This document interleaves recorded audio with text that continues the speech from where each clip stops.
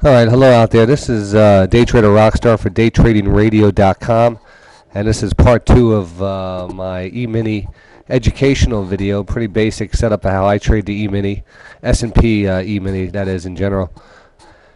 And we just left off on the first video. We just left off of talking about the embedded stochastics, and the embedded stochastics here are a great indicator, talking about bringing in incoming strength in the market. I was just thinking to myself before I was recording, I said, Jesus, I said, any day we're going to get a pretty decent rally in the markets, and you're going to see those stochastics embed and stay up there, and that's going to be a definite signal of all aboard. So again, even looking on the long-term charts, if you go out to the daily 15, 30-minute chart, you're still going to see that same effect if you start seeing those stochastics get rammed up against the extreme levels up by that 90, 100 line. But short term on this 5-minute chart, you see the stochastics actually embedded here, and here's a slight little pullback, and then we had this nice little run up here until we broke down, and then the market sold off. Here there was a little more. There was three periods here that the stochastics, and this is another good setup, and a lot of it actually has to do with watching the markets in general, being able to see these, pick these out.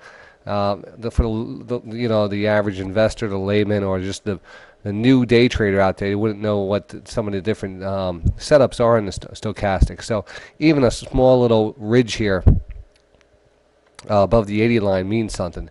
A little consolidation before the peak out here is usually a very bullish sign here. And in this case, again, we're holding the 20-period moving average.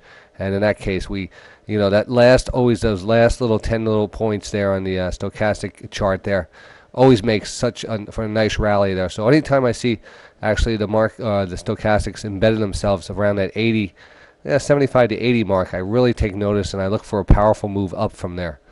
So again, it really takes time to learn the stochastics, and it has to do with watching the markets. I want to show you another trade here, and this happened last Friday. Let me bring this up for you. Here we have a chart of last Friday's action, and you can see it's just a nice, nice little chart here. I put some notes on it here. Here's one of the embedded 20-period embedded moves we just looked at.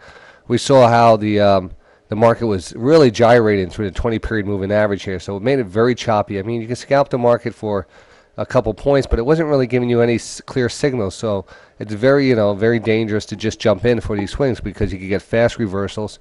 You can really get chopped up. You got a spike up, then a spike down, and it's hell to pay, So again, the stochastic starting to get into line here. We started to get a little sell signal here. We broke down under that 20-period moving average again. And then up here, we actually started touching it, but the stochastics at the point right here were very bullish. They started getting above that 40 mark, and again, a 40 signal on the stochastics is either extreme bullish or bearishness, depending on which way we're heading. But in this case, again, it's all about how you watch them. I've been studying them for a while, so I even see little quirks in how the slow and how the 2 to D and the K line actually, the way they spread apart from each other tells me something. The way they start to cross over tells me something. Tells me if there's a check mark. It usually tells me something.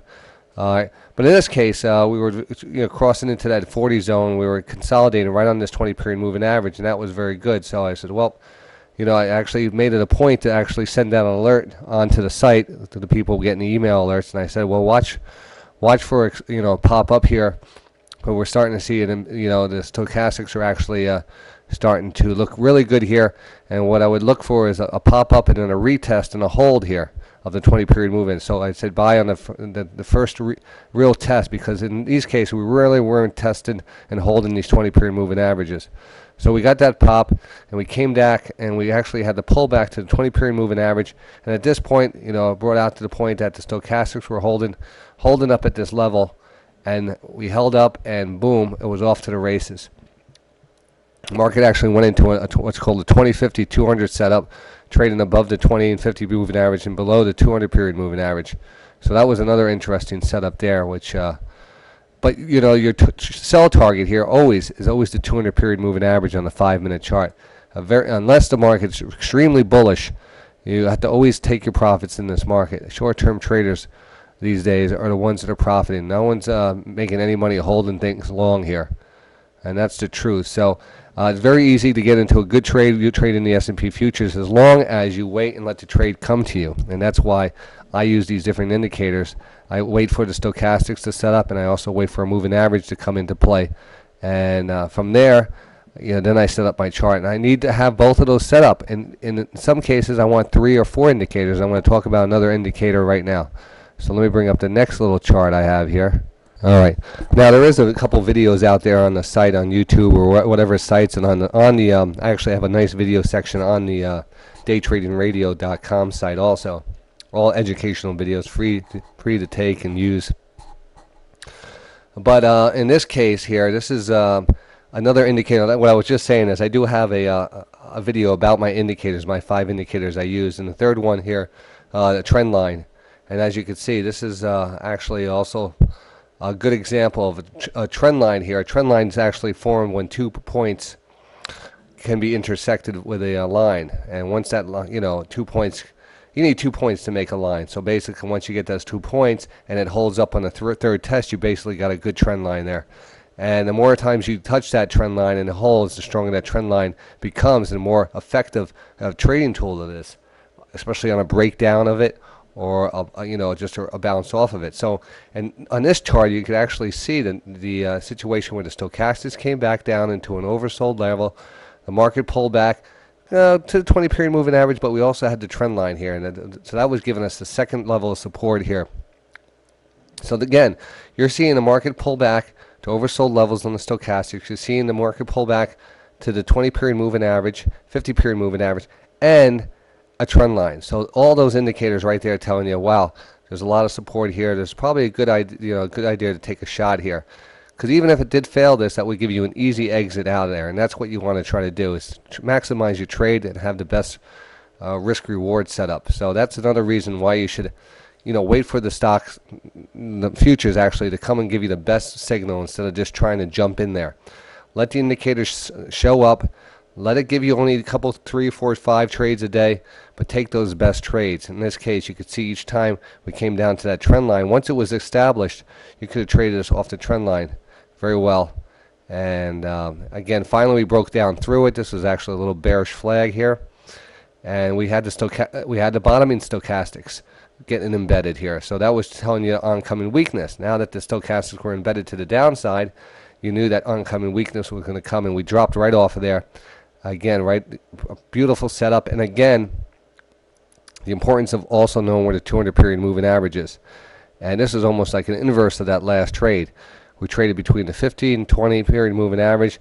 We broke down with embedded stochastics right down to the 200-period moving average, where we got a bounce, and we bounced off of that. So always take profits into these major moving averages, into these major areas, and just continue to do that. So just wanted to show you that's the 3 indicator setup right there for a buy. That's the trend line, the stochastics, and the moving averages.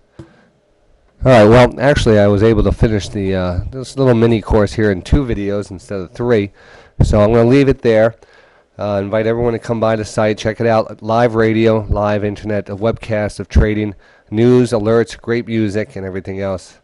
That's www.daytradingradio.com. Let me show you a picture of the site while I'm here with you. All right, well, here you have it's just a small little basic outline of the thing. Day Trader Radio, we have podcast, live radio stream right here.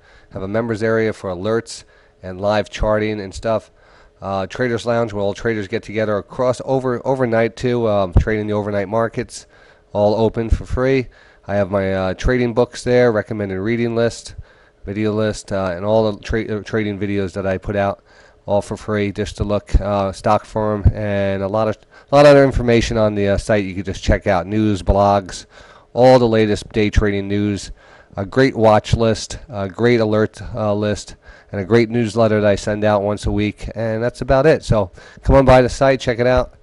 I hope you enjoyed the e-mini thing. We trade the e-minis each and every day on the site, and I was actually going to add another little button here, a special e-mini section here. We're going to have a new trader coming in, focusing on the e-minis, so that's going to be a good addition to the team there. All right, this is DayTraderRockStar for Day Trading Radio.